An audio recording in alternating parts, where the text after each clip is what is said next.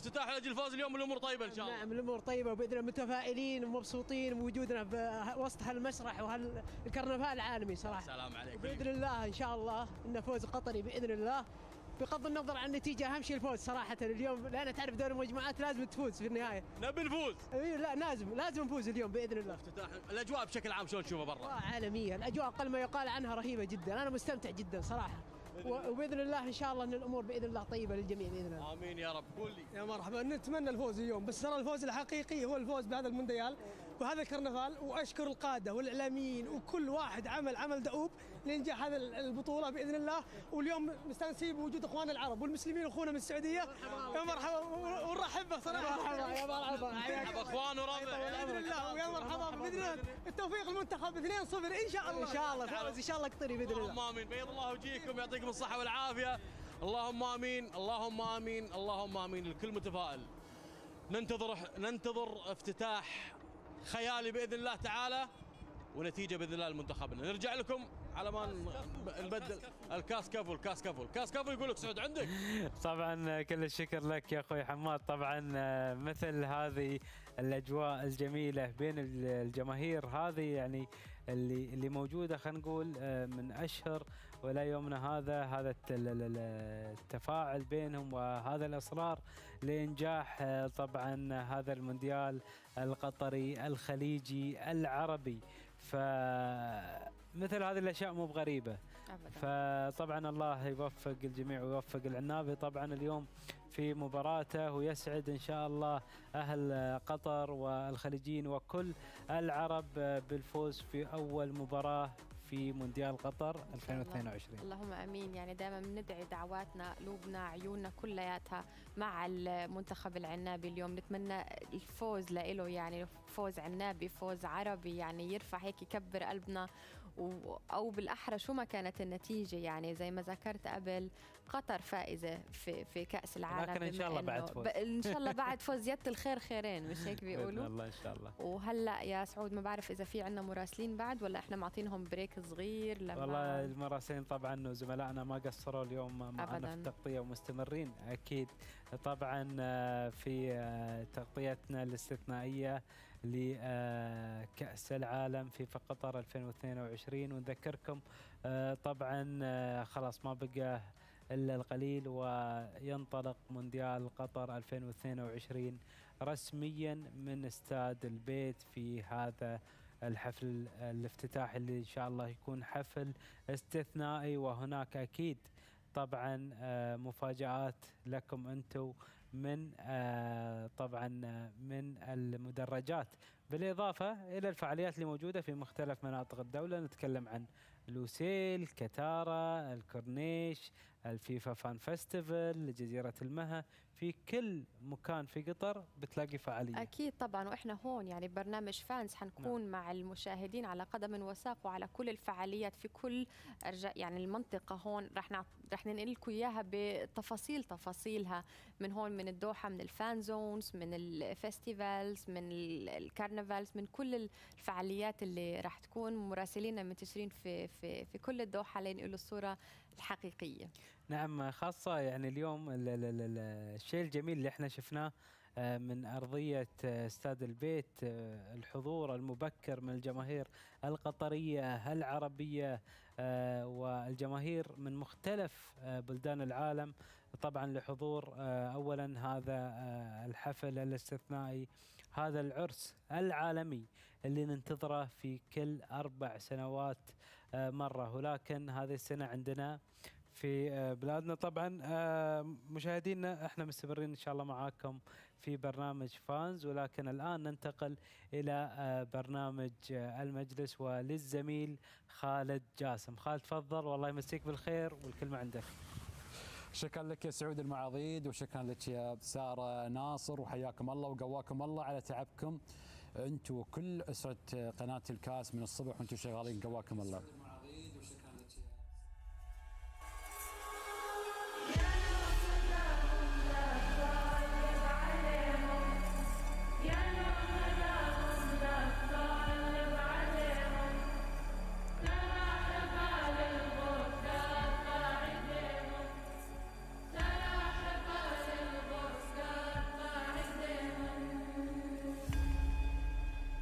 heard something beautiful. Not just music, but also this call to celebration.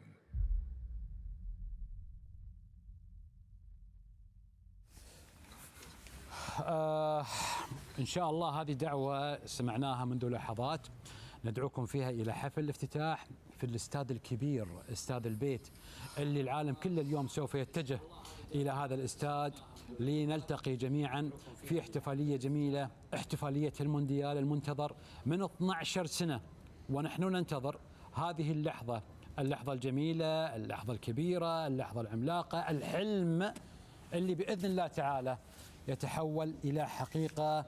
الجميع اتجه إلى الخور، مدينة الخور الساحلية الجميلة اللي فيها البر وفيها البحر وفيها الناس الطيبين، فيها امتدادها القطر الطيبين.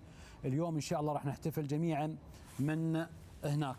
طبعا الحفل يعني لم يتبقى عليه إلا قليل من الوقت، ودائما وأبدا احتفالات كأس العالم يعني احتفالات مبسطة، احتفالات بسيطة، احتفالات ما فيها فقرات طويلة، بحكم أن الفيفا أصلا يرفض أن احنا نعمل حفلات، أو يرفض حتى المنظمين يسوون حفلات بشكل كبير أو مطولة، لأن في مباراة لازم تقام بعدها مباشرة.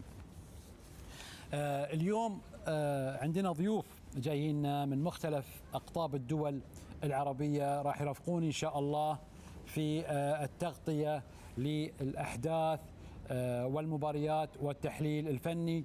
وقد أبدأ أولا بشخص عزيز علينا، شخص عاش بين فترات طويلة، درب عندنا، درب منتخبنا الوطني، درب في أندية كثيرة في قطر، وعاصر معنا تطور وإنجازات كبيرة في عالم كرة القدم القطرية، وهو الكابتن العزيز والقدير الكابتن حسن حرمة الله. قواك الله يا كابتن، واحييك على لبسك العنابي اليوم. تماما. هذا اللون العنابي، لأن من طبيعة الحال اليوم سأرى أولادي، بعد أولادي الهيدوس وسعد الشيب، هادو كانوا معي صغار في المنتخب الأولمبي، وأنا شرف لي كبير اليوم أن أكون حاضر معكم. أشكركم على الاستدعاء، وأشكر الاتحاد القطري على هذه الاستدعاء، كذلك مع قناة الكأس. ومن طبيعة الحال أنا جد مبسوط بوجودي معكم لرؤية الافتتاح ولو على الشاشة، ولرؤية المباريات، ولرؤية اللي نقدر نقول أولادي الآن اللي حققوا الحلم.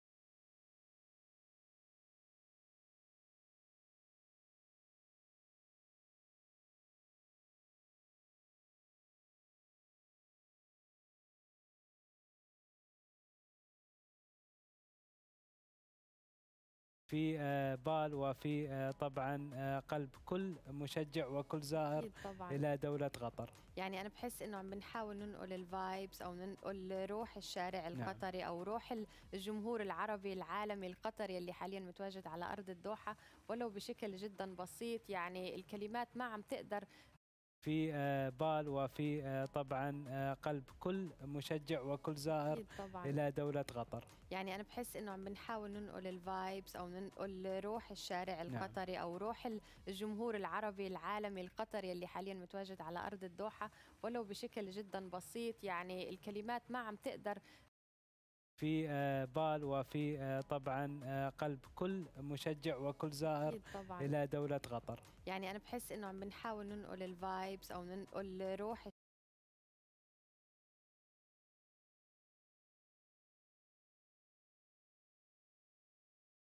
وفي طبعا قلب كل مشجع وكل زائر أكيد طبعا. إلى دولة قطر. يعني أنا بحس إنه عم بنحاول ننقل الفايبس أو ننقل روح الشارع القطري أو روح الجمهور العربي العالمي القطري اللي حاليا متواجد على أرض الدوحة ولو بشكل جدا بسيط. يعني الكلمات ما عم تقدر.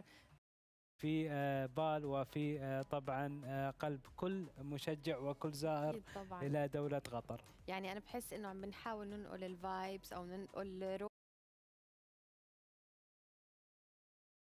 قلب كل مشجع وكل زائر أكيد طبعا. إلى دولة قطر. يعني أنا بحس إنه عم بنحاول ننقل الفايبس أو ننقل روح الشارع القطري أو روح الجمهور العربي العالمي القطري اللي حاليا متواجد على أرض الدوحة ولو بشكل جدا بسيط. يعني الكلمات ما عم تقدر.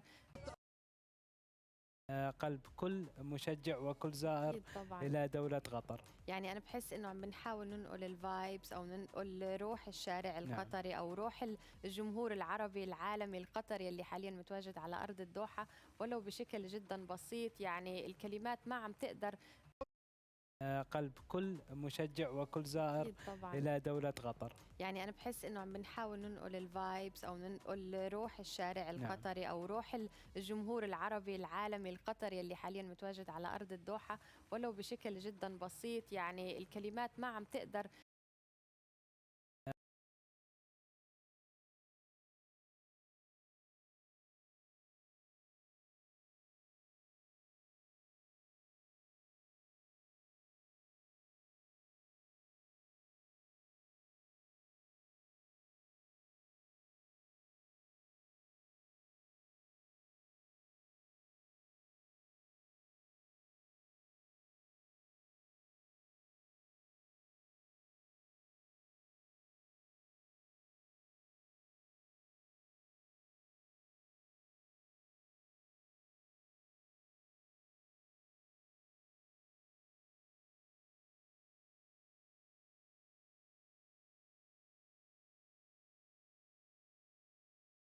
Because they've been playing together, you know, for a long time. Since 2019, the Asian Cup win. What benefits does that give? That the players are in a camp, they're living together, they're playing together, working together.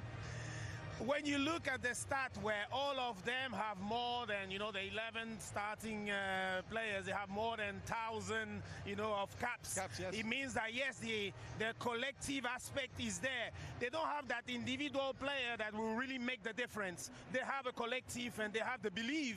And on home soil, I've been playing in France at the time and win the World Cup. That adrenaline, you know, when you play on your home soil, they have to capture it and transmit it into, you know, a positive energy and performance. Yeah, and like were you saying back in 1998 in Marseille against South Africa, what was that like? Do you remember it like it was yesterday? It was awful. It was awful. I imagine the pressure that the boys are going to have, the heat, you know, the adrenaline playing for your nation. You are prepared, but really you have to cope with the pressure that is coming on. For us, it was awful. We managed to win, and winning gives the confidence. They are in a difficult group, very difficult. And what is the journey like? So obviously you got to the final and beat Brazil. What is it like? Is it like a mountain where you take it step by step? We took step by step because we knew we were not the best at the time. They know also that they are not of the best team in the tournament, but they can build up that confidence. We had a World Cup in 2002 where Korea, Japan it was. Korea will reach the semi-final. We hope that Qatar will be in the same dynamic. Match after match, they build up their capacity and they surprise everyone, physically, technically. I hope they're being able to do it. I'm glad you mentioned 2002 because obviously France were knocked out of the group stage after winning it in 1998. France find themselves in this position again after winning it in Russia. What's your hopes, the chances of France to win it this time around? Lots of injuries. Obviously, I know you're going to ask me about Benzema. Yes. Surprising, I would say that they won it without Benzema in 2018. Don't forget, it's a blow. It's a big blow not having Benzema in your system because it brings, an attention, something special. But if the front three have a nice animation in their capability and position, they might surprise everyone again. Tchouaméni is there. We lost, Pogba, Kanté, but we have a new generation that's coming up. Yeah, so France in a couple of days, they kick off. Marcel, thank you very much indeed. You have a busy evening, don't you? But it's Qatar, Ecuador coming up right here on beIN Sports. Richard. Yeah, thank you, Aaron, and of course, Marcel Desailly, Le Rock, Le Legend, Marcel. Somewhere down there, the Ecuadorians, I believe. There we are. Yeah. Okay. Yeah. It's all gone very well so far. Well, we're here. Yes. I'm not sure the Qataris are yet, but Ecuador are en route. There's a very divided opinion about them, I've found, Andy. The team? That some are telling me that this is going to be a difficult evening for Qatar. Others that they've not been in the best of form, that they're still looking to try and find it. Does any of that matter when you come into a tournament? Well, listen, I think there are teams that have won this finding form when they get to the tournament. I think Italy won it when they drew their all 3 games that they played in the group, went on to win it. There are teams who like to come into it in form. I don't think Brazil and Argentina are feeling too down at the moment, and they are, I feel, probably in as good a form as anybody. So I'm not sure it matters whether you're in form or you find it when you get here. But Ecuador I don't know what we're going to get. They qualified really well. It's a tough group, the South American one. They've done well, but from talking to people, I get the impression this is a side that it's going to be 4 years down the line, it'll be much better. It's quite a young side, basically, and it needs a little bit of experience. But listen, I don't think it'll be easy for Qatar. If you're not in form, Gary, do you convince yourself that it's a good thing to come into the tournament not playing well and that you'll get better, or are you conning yourselves? You'd rather hit the ground running? You do need to hit the ground running. I think the pressure for them is that they have to win this game to progress in the group, with the other 2 teams, Senegal and Holland. So that adds a little bit more pressure to them. I think that when I played in the World Cup for the first game, I was incredibly nervous. The most nervous I think I've ever been in a football match was my first game in the World Cup. I can remember it to this day. And I think if was that against? It was the second game in '98, so a little bit of Romania, we lost. Okay. I didn't play in the first game against Tunisia. I just remember being incredibly nervous, and I think those Qatari players. Didn't we lose to a late pen? We did, I think, something like that. Yeah. But Qatari. I can see it now. Was it left-hand side of the box? Very late on. Near me. Reckless challenge. Near me, wasn't it? Different tournament. No, but I'm thinking about the Qataris. All that preparation for 5-6 months, and the nerves and anxiety and thrill that they must be feeling now is unbelievable. Do you think thrill? Because when you're talking, I'm interested. As I said, this is all of a sudden very different, isn't it? This is another level. This is the World Cup, and you're the hosts. It's an out-of-body experience, I think, for the players. Their bodies will have never felt like they're going to feel in that tunnel before they go out today. I don't think that's how I felt going out into a World Cup game. But I do think with that lack of experience in World Cups, that could serve them well as well. So they could catch Ecuador a little bit cold early on. I expect the first game, like you're saying, there as a player and individual, you come into these games going, you want to start well. Yeah. Everything's a little bit cagey. Everyone's kind of, feeling each other out. I think if Qatar come out here and start really well, they could possibly catch them. Yeah. Well, let me catch them cold. Do you think this is a game, when you look at the group, you touched on the group, the other 2, Senegal and Netherlands, is this a game that both these coaches must be sitting there thinking, we need to win? Yeah, I think absolutely. It's a good thing. Good thing for us, yeah, it's a good thing, I think, because both of them, I think, will think that they have to win. Any point in the game, if it's a draw, I think if they think they're going to progress, they've got to go for the win. Particularly Ecuador, I think they'll have to take risks. You? I think. And if that's the case, do you come out all guns blazing, or do you, even though you're actually accepting of the scenario, got to win, you don't have to win in the first minute, do you? No, you definitely don't. I think it's easy saying that from the studio. It's a different feeling. We've played in them. Yeah. It's really different. Like I said, as an individual, you want to start well. You don't want to make a mistake at this big stage. A lot of responsibility on these guys' shoulders today. So, in terms of who might win, we turn to the experts, of course, and get thoughts, or you can do as beIN Sports did this week and go to the animal park at Al Khor. And there's a couple of pandas down there that are rated. No, stay with me. That are rated for their football knowledge. And every game, these two guys are going to make a prediction about the winner.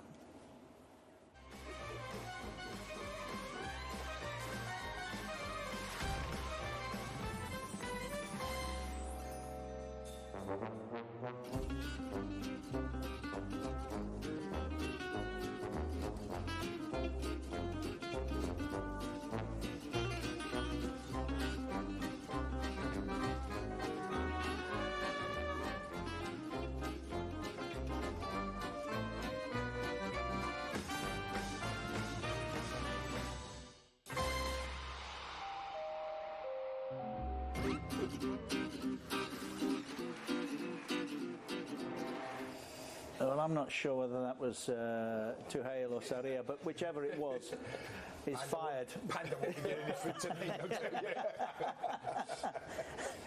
It was also mentioned, I wish you'd been here watching that, it was mentioned that area that the pandas have enjoyed their day in is bigger than John's hotel room. Yeah, it was. Let me ask you as well, people watching this maybe not coming to football for the first time, seeing the teams arrive now. I'm just looking at my watch, it's 2 hours, 5 minutes to kick off. Tell people, is there an advantage or disadvantage to arriving as early as this? I didn't like it. I hated it. I mean, I have to say, even arriving here 5 hours early. I hated it. I know, that was tough. Sorry about that, guys. Wasn't our choice. About 14 days. Yeah. You see, I didn't like it, Gary. No, sitting in the dressing room for all that time thinking, because your preparation kicks in an hour before for me, so I always start, so you're just waiting around, you're coming out onto the pitch, you're just trying to waste time, aren't you, and run the clock down. Yeah. You'll always get a mix within the group as well. Certain players like to get there really early. Other players, I was like Gary as well. Yeah, keepers want to get there really early, go out and warm up early. But I think sometimes when you get caught in traffic and then you end up arriving late in the game, you kind of get there, get change, you're out. There's no thought process in it. Can sometimes be good for you as well. I've heard many stories that you used to like to travel with a fair number of boots. Fact or fiction? That's true. Fact, yeah. Fact. True. Yeah. How many would you take with you? Well, every game I would wear 3 pairs of boots, so one for the warm-up, one for the first half, second half. Every game you would wear 3 pairs of boots?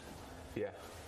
I hated it when my boots got a little bit big. So as soon as they lost that I felt like I'd lost the feel of the ball. The warm-up. They got a little bit big in the warm-up. They walk the pitches now. These days they walk the pitches, not like when you played. We didn't have grass or an e-plate. I know. Yeah.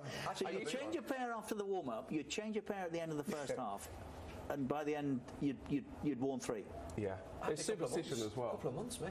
And in training. Yeah, but you was with high tech or something like that. No,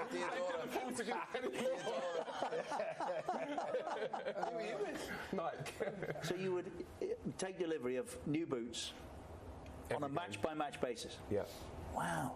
Have you kept them all? No, I used to donate them to charity, so Make-A-Wish, I was still an ambassador, so there was a lot of good that come out of it as well. Yeah, that's fair. I pair used to last me a season. If you actually wore a new pair of boots every half, how did you slip in there? Studs have gone. No, you know what? My studs for that fight for all games were like 15 and 14, which were like as big as you could go back in the day. So 15 mil. I still look at those boots and go, yeah, why? Oh yeah. Yeah, thanks for that, mate. Didn't hear Gary made reference again, I think, to the European Cup final, wasn't it? That when your foot went. Yeah, thanks. To be fair, it was wet that night. It did. It just come down, didn't it? After extra time and. Well, the same happened. Were you boys there in Portugal? Both of you? Yeah. The first penalty shootout when. Yeah. We were told earlier that day that the spot was loose. Oh, it was terrible. Yeah. Yeah. Well, do you remember we trained there the night before? and we'd done a couple of penalties, and it was like... I don't remember that. Do you not? No, but I wouldn't have practiced. Yeah, was it? David, You were 9th or 10th. yeah, it was really... Was it David put the first one over, wasn't it? Well, he did miss, yeah. Bex missed, yeah.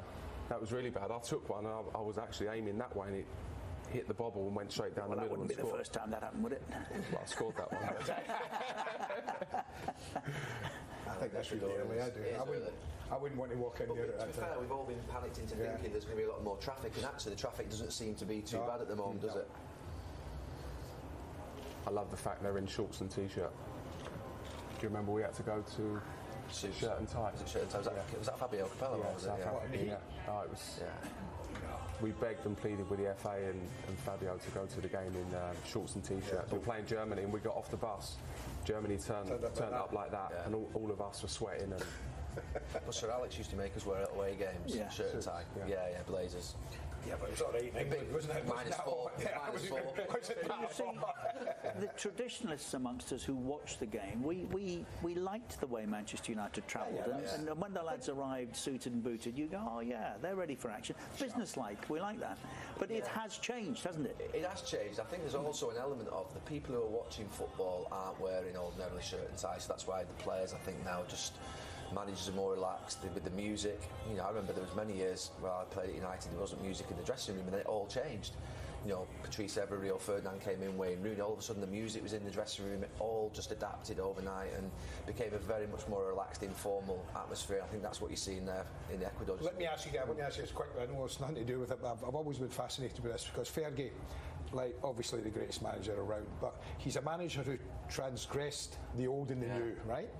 How did he cope with that change in the dressing room? Was he, you know what I mean? Because he really was an old-fashioned manager when you started. He adapted to the lot. The last adaptation he had to make was to social media. I remember the last couple of years that I was there, Twitter had just come in, and he couldn't understand for the life of him how players would be on social media.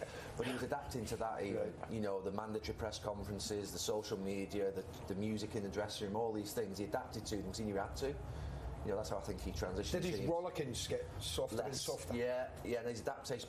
I was thinking about how he used to handle, say, Cristiano or Nani and Anderson towards the end, who didn't want to play football at Christmas. They were used to having Christmas breaks. He would send them off for a week at Christmas, whether it be before Christmas or just after. He'd always give them that week with the family to adapt it. Yeah, he was smart. He adapted like that. What struck me about that dressing room is that it's very modern. It's in the oval shape, isn't it? That's an absolute must, it seems, for a modern football club these days. It was one of the English kings, was it, from years ago that had Richard that's where it came from. Was it? There was a psychologist with England that we had. I don't know if you remember Bill Beswick. Yeah.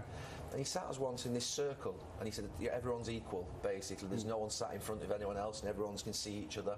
And there was this sort of circular dressing room. I think City have got the same thing. I think Guardiola was the first to say that we need to change this now. I think it comes from an old English king. Yeah. Oh, that's interesting. I didn't know that. I might be wrong. Good to hear as well. Arthur. Oh, no. Yes. Yes. It was somebody. Where's Arthur and his round table? You got that in your ear? No. By the way, give me the earpiece. No, I have not. I can honestly say that. Just plucked that out. Yeah. Spoiled it. Went quiet for a minute and then went Arthur. No. Now then, you're right, John. Or was it Gary? You mentioned traffic. Not so much of it. No. The hosts are on the way. A fixture that, of course, wasn't scheduled to be played. No. But I think the change was right, wasn't it? Did the hosts in my time? I've always expected the hosts to open a tournament. That's how it is, surely. Yeah, you would have thought so. It's a good time of night to be playing as well. Yeah, it's nice. The fear over the heat's not here. I mean, to be fair, there's a massive wind and breeze out there, and it's about 24, 25 degrees. I remember playing in Brazil. I think I was coached with Roy in Brazil. It was 40 degrees in Manaus. We said about 2006. Yeah. Well, yes. In Germany, it was 38. By the way, this one's, they're all air conditioned. I was down here pitch side yesterday and actually cold. Seriously, cold. Yeah. I don't know if it'll be working tonight or not. I think the breeze, Andy, we call it shamal locally, don't we? Just critical. They have to get the pitches wet. They have to get the pitches moist, because I think if they can get the pitches moist, the temperature's good, the football should be good. I always think the pitch is good, the temperature's good. It'll be interesting to see the water at winner. Yeah, they should do. Because I think, keep an eye on that. That was the worst one, the sticky pitches where the ball wouldn't travel, and then you get a poor game of football. So I think it's really important to get that water on the pitch. Yeah, which is a very good point, well made, because maybe it is a bit early, but I would have expected to have seen it be watered by now. Depends if the host might want it dry. So they might the other control thing. they might dictate that. But there's a rule brought in by FIFA that every pitch has to be now the same, I think, height of grass, and they all have to. That is correct. Yeah, and all that sort of stuff's been taken out of the other gamesmanship. I did that in Valencia when I played Real Madrid. Now we have a cow patch. I left the grass that long. Yeah. Breaking news. I can tell you why they're not watering it. It will be watered immediately after the opening ceremony. There we go. There you go. That makes sense. All pre-planned. It makes people change their boots as well when they get too soft. Honestly, I can't believe. I'm staggered. I still can't. A pair of boots for the warm-up. Right, get rid of this. Did you get blisters though?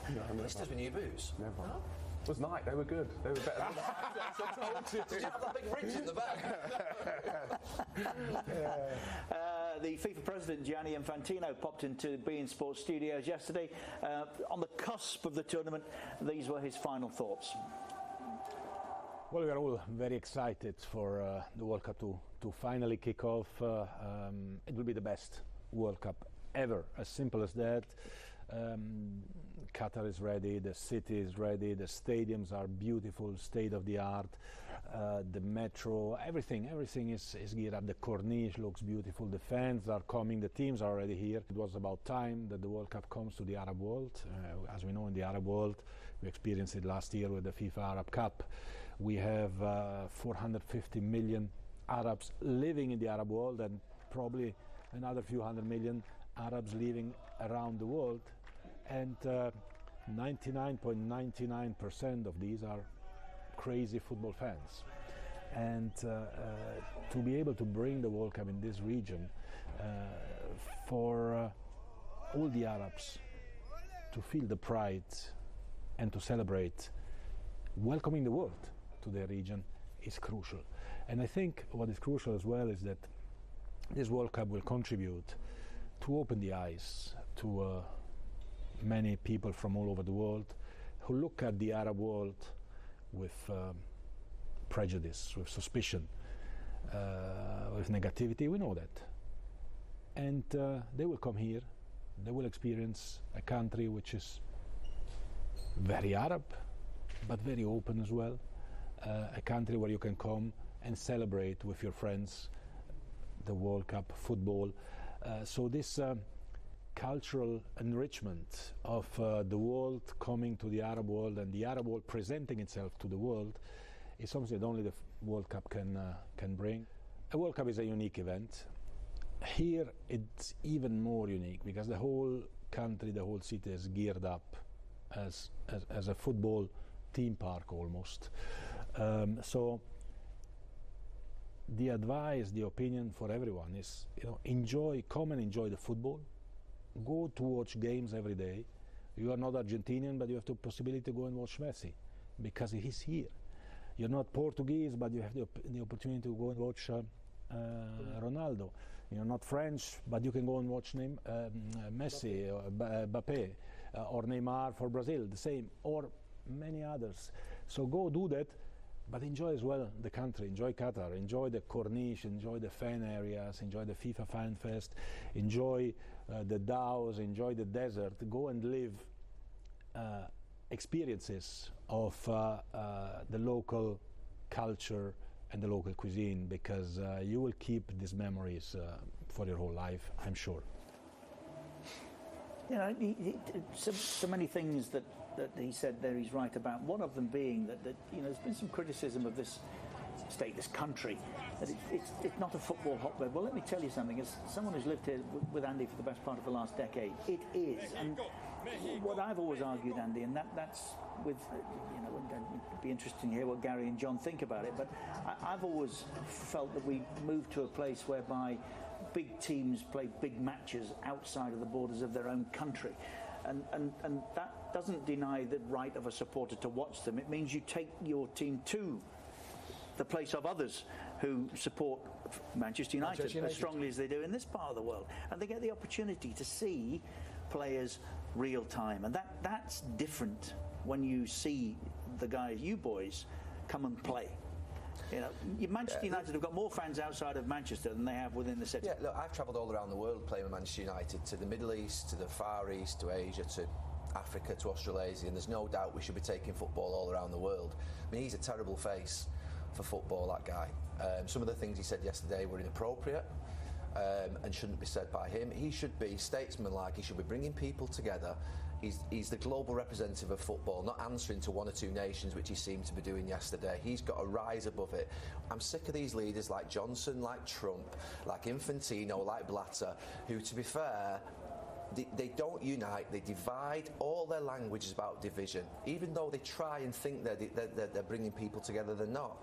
And I have to say, some of his language yesterday about I'm a migrant worker, I am disabled, it's an absolute scandal. He shouldn't be using that type of language. He shouldn't be using those phrases, in my opinion. And to be fair, I think FIFA is a poor representation of what football is, which is a beautiful game enjoyed by communities in Brazil, to Bury, to Bolivia, to Peru, to everywhere. And I have to say, I think FIFA needs to clean up its act. It's been bad for so long, and my personal feeling is with Infantino that, you know, he's directly... he's putting himself back in power again, it looks like, for another 4 years. There's no transparency, there's no independence. Yes, there has been a vote to return to the president's role in the last 24 hours. That's football's problem. It's representative of sort of the hierarchy and elite and rich in life. We've got to have independence. We've got to have, we've got to have a democracy. You know, it elects himself back into a position. And then he's the worst face, I think, to try and present a Middle Eastern, an Arab and a Muslim in a Qatar World Cup. So for me, I'm not a great fan of Infantino. Ultimately, I'm going to say that. And I don't think he represents world football very well. It is worth pointing out at this stage that Gary and I have had this conversation already this afternoon, and we're in opposite corners, as I think I have been with much of what Gary has had to say. Sadly, we don't have the time. I'd want to be in opposite corners. Yeah. That's exactly where I'd like to be. Sadly, we don't have the time now to expand this conversation. But I understand where you're coming from, but of course the counter-argument is that, very briefly, and I'll make it short. Can I make my point brief back as well? Yeah. What a lot of Infantino had to say yesterday, I felt, was born of the frustration that people in this part of the world, and I include myself in them, have felt about the criticism that has been dumped, for want of a better word, on this festival, on this World Cup.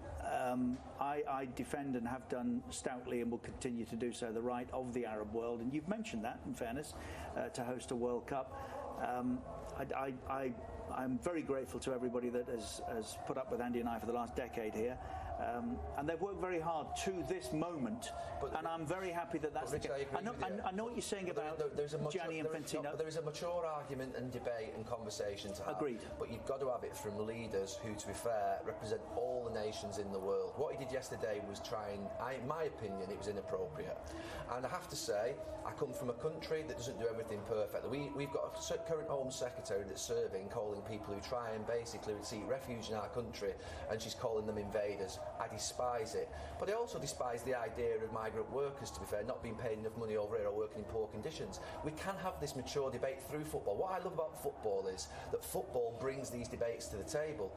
All the other sectors in the world don't bring these things to the table, whether it be royal families, whether it be politicians, whether it be banks, whether it be institutions. They all seem to be able to brush it under the carpet. Football actually does have that debate and challenge it, and I'm proud of that. But I don't think he's a face for football, because football should, for me, bring people together. The leader of football in this world should bring people together in unity all the time, and shouldn't speak in a divisive manner. That was Trump-esque yesterday. We don't want that anymore. We've had enough. 5-6 years of this type of leadership is poor. We can't keep listening to these types of leaders in positions of power. We can't. And that's nothing to do with Qatar. That's to do with FIFA. You know, I absolutely believe the World Cup should be in a Muslim country, it should be in an Arab country, it should be in the Middle East. And if it's going to be in the Middle East, then it's going to have to be in a country that has basically some of the practices that are consistent across the Middle East. But we're not always perfect in England. No. We're terrible in England at certain things. We're terrible. I hate certain parts of our society with Brexit and with how we treat immigrants in our country. It's terrible. It's terrible what we do. That's where you and I do agree. I mean, we're coming from the same half of the political divide in that respect. So, yeah, I understand entirely what you're saying. But the mature debate that you're asking for, I hope we do have time to have during the course of this World Cup. Well, yeah, but we've got other things to celebrate today, and I don't want to really get bogged down. I don't want to get bogged down on that. But we can let you two go and have the debate, and John and I will stay here and football. I hear your frustration on the leadership, and I hear and understand your frustration from your side of the argument regarding what Infantino had to say yesterday, but on my side of the fence, I think there was a lot of warmth towards what he had to say yesterday, because I can see your brows furrowing. Where's the warmth? I think, sorry to interject, I think let's get away from that. Let's focus on the football side of it. I went for a run last night along the seafront. Infantino Captain, leader, legend. And you know what? There were 4 kids, one in the Chelsea shirt, one in the Barcelona shirt, one in the PSG shirt, and one in the Qatar shirt. And the kids were all liking football, had a football at their feet, they're outside playing. And for me, of going, this has given that next generation opportunity to see what the best players want to do. It's brought Messi here, it's brought Neymar here, and Mbappe here, and what that will do Harry Kane here, and in 10 years' time or 20 years' time. Like Gaz said, everything's not perfect in the world. Certainly not in the UK, not here, not anywhere else. But what that will do for the next generation will be huge, and we'll see that in time. Yes. I think we can agree to agree on that. I think there's a time for a debate with you two, absolutely 100%, but I don't think it's today. Andrew, I'm with you in that respect as well. We have a football match to look forward to, an opening ceremony very shortly, and we have immediately Carrie Brown. Thank you, Richard. It's my pleasure to be joined here by a true World Cup legend, Alessandro Del Piero. Alessandro, taking this scene, how are you feeling about this World Cup in Qatar and this magnificent setting? Because the fans, the atmosphere is bouncing now. Well, with all the respect, thank you very much for having me. With all the respect, I would love to be there on the pitch, not here, but I can't anymore, like a lot of us. So I'm enjoying this moment. This is a unique moment for the world of football, of course, for many reasons. And the open ceremony, the first game, is the most exciting day if your country is not playing the World Cup. So for me, it's the most exciting game, okay? Okay, do we do it now? How upsetting for you that Italy are not here after winning the Euros. It's heartbreaking for us all. We're missing the sights of Chiesa on this pitch. I don't know what to tell you. I mean, we were still recovering from the last World Cup that we didn't get in. And now we have this blast on the Euros that we want to say, okay, we are back in the building. And then, again, it's the heart is broken, of course, on the sports side, and it's painful, of course. I hope we need to put a lot of hope for the next one. We all hope to see Italy back on the world stage. What I want to ask you is what those players will be feeling in the dressing room right now. We've seen the coaches arrive. They've gone in, opening their own home World Cup. What are those nerves like? Well, I think all your life comes in those minutes before you get in. And I'm not talking also about your sports life as a professional football player, but I'm talking generally speaking, the people that is around you, the people that help you to reach that, the people that hates you, the people that are talking about your performances and what is around you. So that is a unique moment, and for the Qatar team is more unique as well because they play home.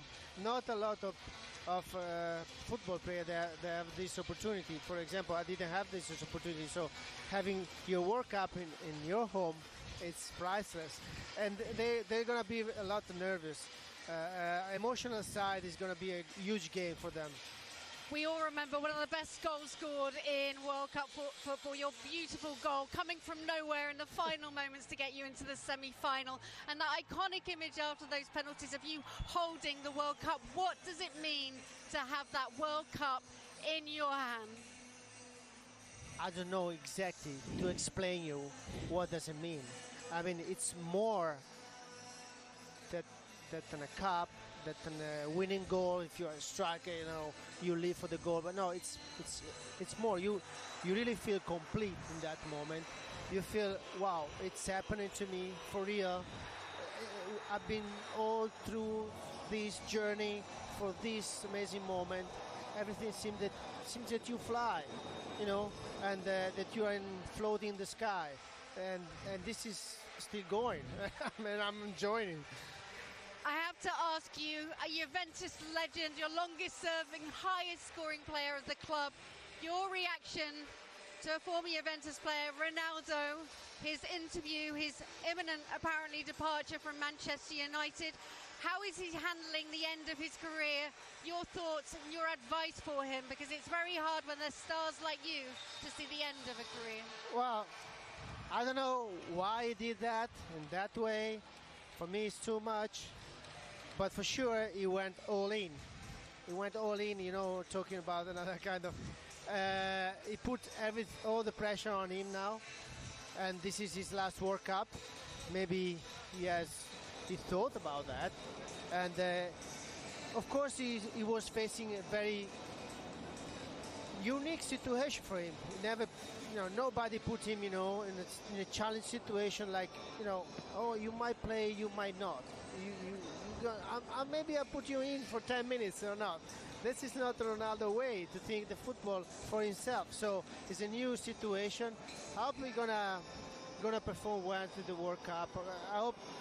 I don't like to see Ronaldo and Man United that are very close to each other in this situation. I don't like to see it. I'm not happy about that. But sometimes this is how things go.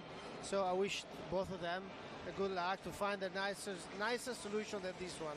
Well, he's sure to start on this stage, and we can't wait for the opening ceremony. I just caught you bopping to Coldplay. I caught him. So we're ready to enjoy the opening ceremony. Back to you in the studio.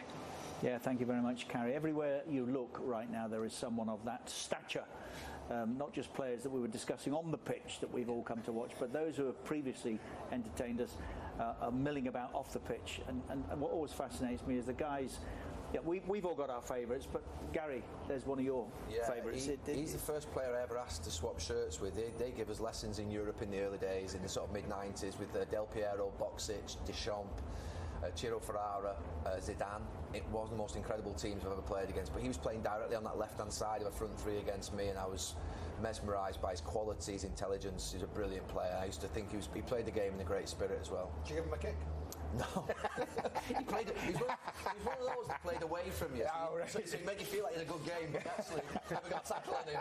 You know them ones, don't you? Never got near him. Did he ask for your shirt back? Or? No, I guess he filled them ones. They've timed it better, haven't they? I wouldn't have thought the local intelligence that. Yeah. So an hour and a half before? Hour and three quarters? Hour and three quarters, that's not bad. Still slightly early though, isn't it? Yeah, but they look like they've had a slow journey in, like they've enjoyed it on the way. Well, the journey that they've made to this point has lasted about 6 months. Yes. Well, in actual fact, Richard, the journey that the country's made has lasted about 12 years. I mean, they set their stall out when they got this, with the Aspire Academy and everything. But preparation by this team for this tournament. This team is a lot of this team are 32, 31, 30 years of age, who have been in this group for a long time, and everything has been geared to this day for this game, the opening game. And I agree with Gary when he was talking about nerves. I mean, these guys must be feeling more nervous than anybody. The pressure on them is horrendous, and I just hope they can cope with it. I mean, they've coped all right in the Asian Cup. They won that two years ago, 2019. Yeah. And they were terrific when they beat the likes of Korea, Japan. In very difficult political circumstances as well. Let's not forget that. There was a blockade on then as well. Conceding just the one goal along the way. It was a fantastic performance. Yeah. You mentioned Aspire. We have a fitness coach at Manchester United under Carlos Queiroz, Volta de Salvo. And Volta's been the director of performance and football at the Aspire. And still is to this day. So in terms of fitness, I can vouch for him 100%. He was 2 years at United with us. He's been working with the team closely. They'll be fit and they'll be ready. And I have to say, the one advantage I think they have is that they're a club side. They're not an international side. They're a club side. Yeah, that's a very good point. Side you could go away for 6 months basically. Yeah. Play all over the world. Get games in as much as you can. Yeah. Train. Get yourself ready. Well, I see a group of them recently. I was on holiday in Dubai and they were there training. And I said, like, with the World Cup coming, you're pulling it back now, the training. They was like, no, we're training as hard as we've ever done. True. This is a once-in-a-lifetime opportunity. I think there's a model. I mean, South Korea were referenced before. I think South Korea have got more talented players, obviously. But I think they did something similar before their home World Cup and did very well out of it. And it is a massive advantage for them to have been together for so long. It has to be. Do you think we should mention that no host has ever lost the opening game? I don't think you should. No host has ever lost the opening game, no. Only South Africa have failed to come out of the group. Correct. But I'm not sure they'll lose. No, I don't. I'm not sure. I'm sure they'll lose. Ecuador have struggled to score I'm goals not predicting recently. it. No, I just that's a fact. I don't want it. Yeah, that's a fact. No, we don't want it. No, obviously not for the country. No. I mean, they're different than changing rooms in our day, aren't they? Them? Yeah, a little slightly better. That looks like somewhere you'd like to go and party in disco, isn't it? Is disco still a word? Is that TVs above them as well? Is it? Is that TV screens at the top? Is that the names on there? It looks like digital screens with names on, is it? Or yeah. What it is in stark contrast to Selhurst Park. It's funny how you talk about how the game's changed. Richard and I were down at the touchline yesterday, and we're walking past the dugouts, and not so much you, but even in your beginning of your day, I think the dugouts had about 6 or 7 people in them. Yeah. Oh no. Yeah. That would be it. How many seats did you count? 27 seats. 27 seats. They've got in the UK little heated switches now, heated seats. Yeah. Man, you used to have 2 masseurs, didn't you? On your own. It was him that started that, by the way. Yeah, it will, probably. Yeah, I mean, we mentioned that Asian Cup win. Very well received, obviously, in this country. But it was not just something that happened, Andy. Again, preparation had been a little bit like this, hadn't it? I mean, Gary's talking about club side. There is an attitude in that respect that these boys have, and they can play.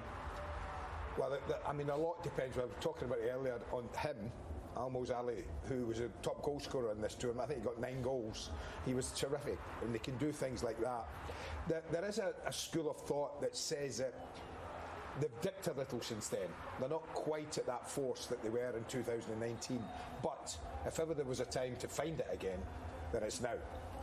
Look, you think about going back to when we were growing up and Scandinavian football was really struggling, African football was non-existent, and you think about the advent of different continents and where footballers have massive impact. That is, swinging it towards the impact. So we talk about a lack of Muslim representation, Asian representation, English football in the Premier League.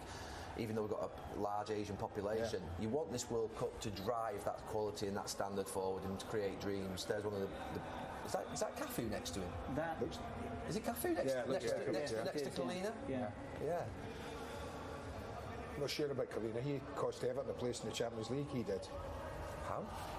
Terrible decision he gave against Duncan Ferguson. Okay. Yeah, honestly, shocking. It's the last game. I've got a soft spot for Kalina. He was the '99 Nou Camp. Was he there? Was he there? Yeah, he was the referee. He was also the referee in Munich when we won 5-1 against Germany.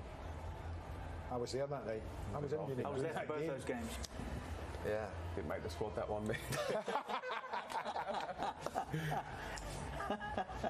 In Russia, the South American fans lit up the place like you wouldn't believe. I think you might find that again. Yeah, absolutely fantastic. Well, they've been in early, the Ecuadorian fans just below us. Yeah. I've been trying to work out whether this is a dress rehearsal for the opening ceremony or whether that actually the music is, those old-fashioned discos that you and I used to go to many years ago. Discos. Whether this light show is beating simultaneously with the music, I'm not sure. No, I think it's all part of the entertainment at the moment. The big screens are full of performers. Yeah, you're right. South American fans are different. Yeah, they know how to party, don't they? Just. I think the players play a little bit like that. The ones I've played with over my time, they've got a different attitude. You see, like us talking there before games would be a little bit nervous. All the players I've played with, they'll be here excited to get out there. Do you know that the South Americans, I think, got the feeling that, I mean, we love playing for our country, didn't we? But they were a different level about playing for their country, the Argentinians, the Brazilians. I mean, Heinz used to wear an Argentina shirt under his United top. Really? Yeah. Wow. Yeah, it was that. It's that important to them? That important. So I used to think that with Anderson, I used to think that with Heinz, I used to think that with Tevez. They're just obsessed with their countries. Country was first, club was second, whereas we're a bit different, aren't we? Yeah, that was our problem, I think, wasn't it? Yeah. it was, wasn't it? You look at our team, it was... But England fans are like that, don't you think? Yeah. England fans would rather love their club. Man United fans and Chelsea fans want to see Man United and Chelsea do well. Yeah, if you ask fans who you support, they're not going to say England. They're going to say Manchester United, Manchester City, Chelsea, Arsenal. Correct. That is the Al Bayt Stadium, about 36 kilometres north of the capital city, Doha, where tonight the FIFA World Cup Qatar 2022 opens. The home nation against Ecuador. It's live with us on beIN Sports in Arabic, English, Spanish and French, and we'll be back here for the opening ceremony almost before you've blinked.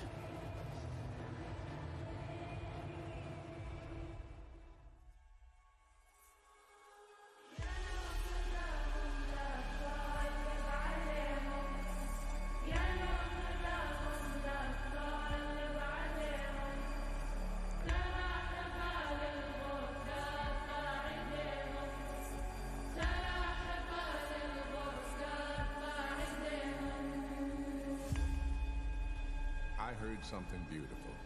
Not just music, but also this call to celebration.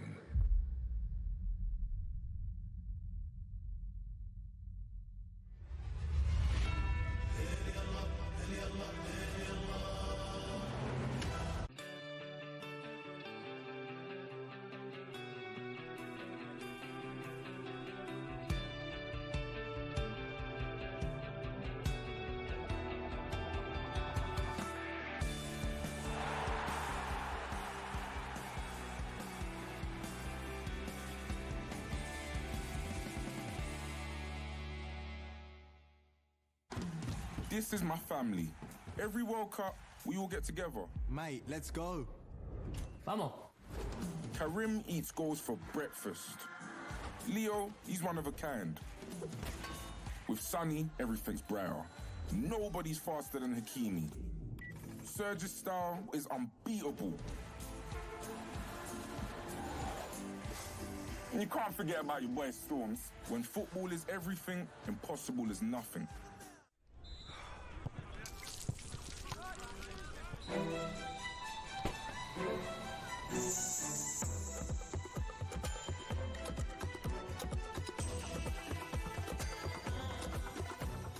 صحيح احنا قاعدين نصور باستديو، لكن جايبين لكم الخير، لأننا نصدق انك انت اهم من اي اعلان، نصدق برعاية اللحظات الكبيرة، مو بس اللاعبين المشهورين. اوكي جود chin up. يا اخي انت تستاهل الطعم الاصلي. قلنا لك الطعم الاصلي مو اي مشروب والسلام. اقوى دعاية كأس العالم فيفا هو كأس العالم فيفا بشحمه ولحمه.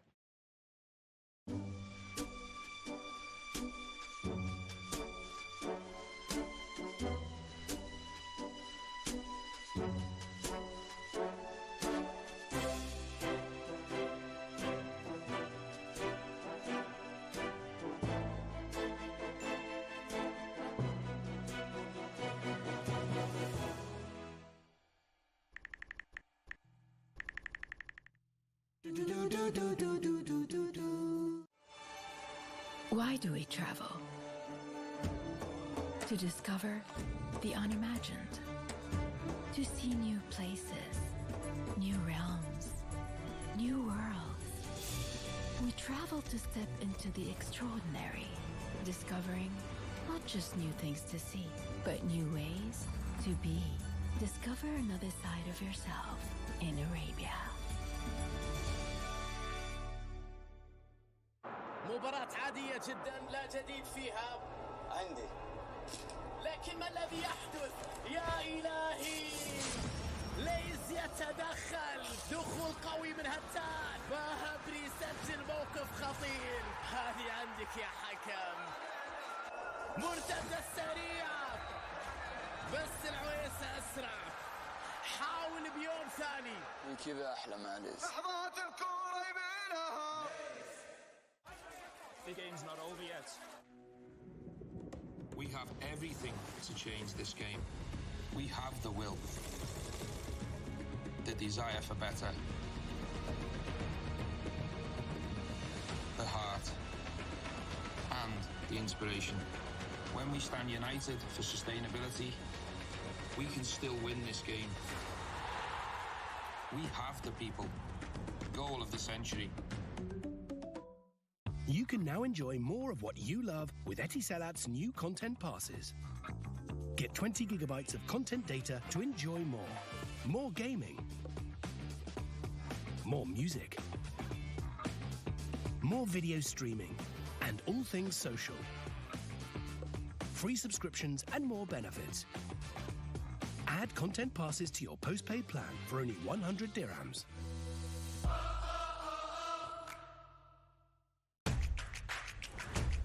For an easier life, for a better future, for you and for humanity.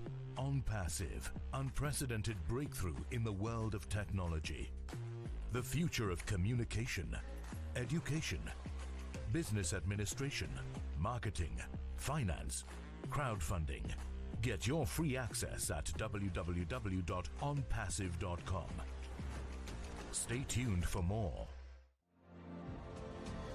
Microsoft Cloud Data Center is here with cutting-edge technology and hundreds of trusted solutions to empower you to innovate, transform your industries, and achieve success. Invent the future with Microsoft Cloud. From Qatar to the world.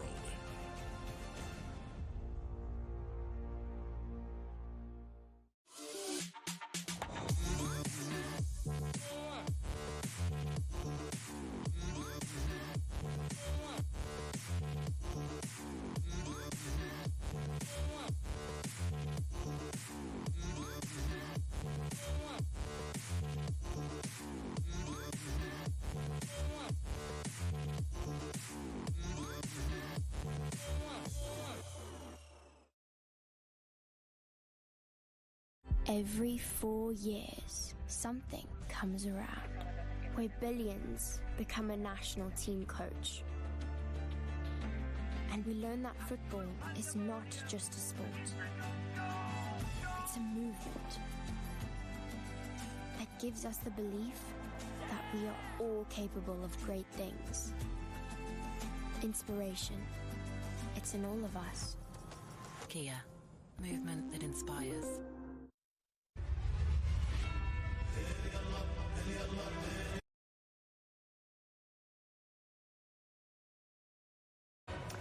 So we're broadcasting the FIFA World Cup Qatar 2022 across 6 Max channels in Arabic, English, where there is also Spanish commentary available, as you can see, and French. We have 4K available in Arabic and English. Ah, there he is again. Ah, that's where that Ronaldo and Messi advert came from. Go to bein.com/Qatar 2022 for more information on how to subscribe, by the way. I don't know about you two, but I like that trophy. Yeah. I think when the Gilles Rimet original one went, you kind of thought, what will they do? How will they make it even better? I think they've made it even better. I love that trophy. Yeah. Looks amazing. I love him, Marcel, my hero. He's great, isn't he? Yeah. You played alongside him, didn't you? Yeah, a couple of years, yeah. Back end of his career, but he was still... Be deep then. Deep. Dropping off. Or in my pace and his On the King's Road. I wanted to park the bus before it was even invented.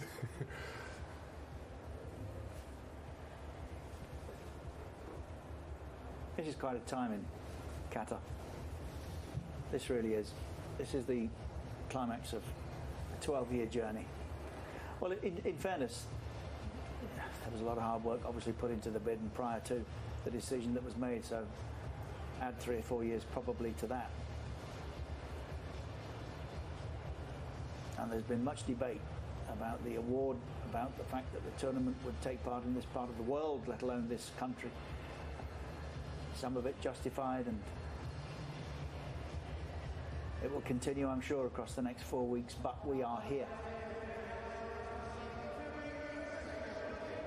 And we have our opening game tonight, if you've just joined us, between the hosts Qatar and Ecuador. I say again, no host nation has lost the opening match of a World Cup tournament. I don't expect that to happen tonight. Only South Africa failed to come out of the group. That's what Qatar have been working towards. That would be quite a statement for a team that are used to winning trophies these days.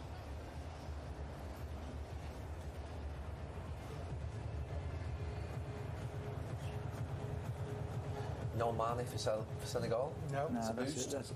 Well, boost for these two teams. Yeah, I mean. it is. yeah, but for us it's not, is it? Not for us, it's not. But for these two teams, it gives them maybe more of a chance.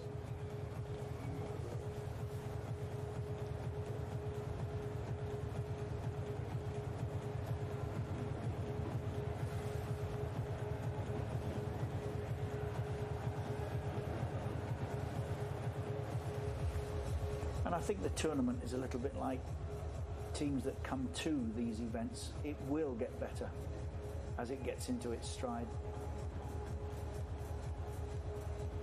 Yeah, there might be a little bit cat and mouse in the group stages, depending on who you know you're going to draw. I think once this tournament hits the knockout stages, I think like most. Yeah, you're talking football. I'm to talking infrastructure, and I'm talking preparation. I'm talking about, you know, getting people to and from arenas. Okay. Of course, the original plan with it being a micro World Cup was to be able to watch 2 and 3 games a day. I hope that some do. What we haven't got are those thousands of miles between matches that in previous tournaments we've had to follow. Well, you're in Al-Khor at the Al Bayt Stadium.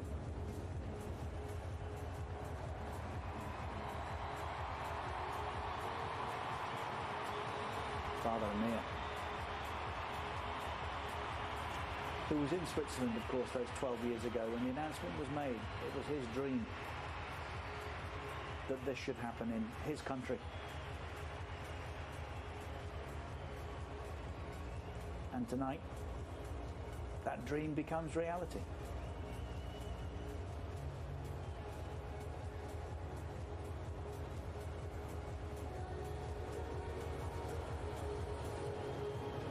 I must say, an opening ceremony down the years hasn't necessarily grasped me too much. This I am. know.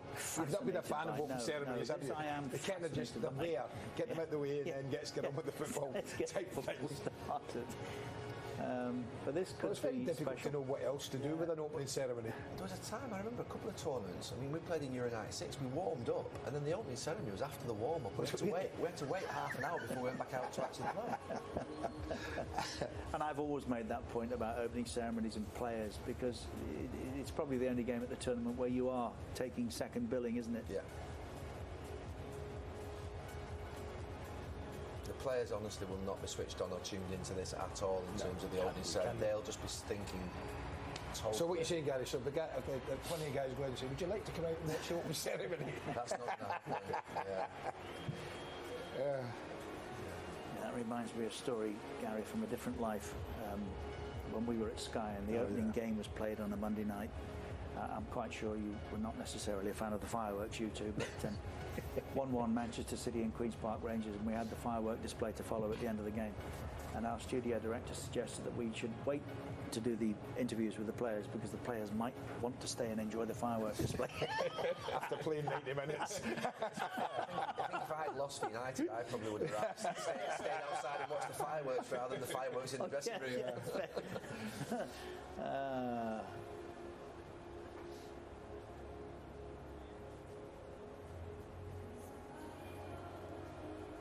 High-profile dignitaries every which way you turn, as many as there are high-profile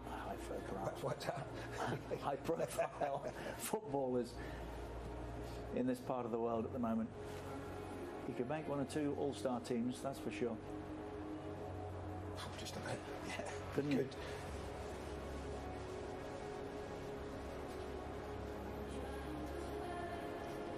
Well, I think there's only one individual now that we're waiting for, Andy. Yeah. And that is His Highness Sheikh Tamim bin Hamad Al Thani, the Emir of Qatar.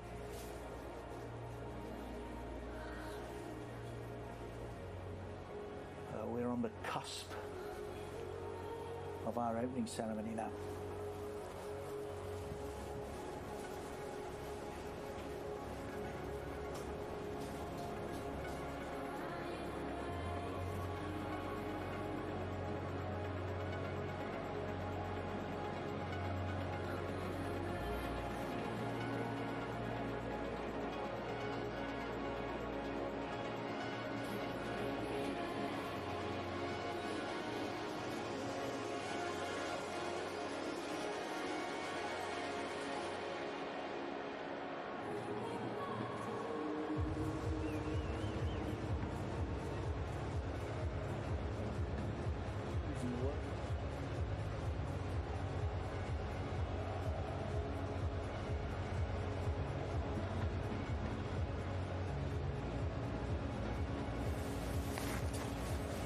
If you've just joined us, let me tell you, we're on the cusp of the opening ceremony for the FIFA World Cup, Qatar 2022.